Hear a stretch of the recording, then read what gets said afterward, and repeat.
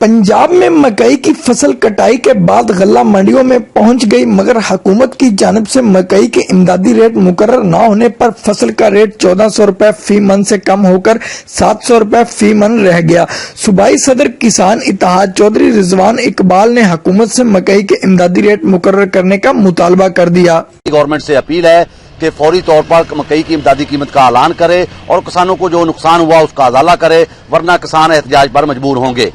गल्ला मंडियों में मकई के रेट कम होने से किसानों को 25,000 फी एकड़ पैदावार में खिसारे का सामना है। मक्की का रेट जो है वो 600 रुपए से लेकर 750 रुपए तक चल रहा है।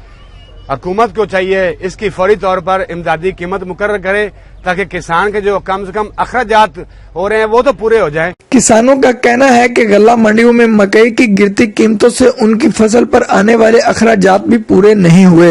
हुकूमत मकई के इमदादी रेट मुकर्रर करने का ऐलान करे।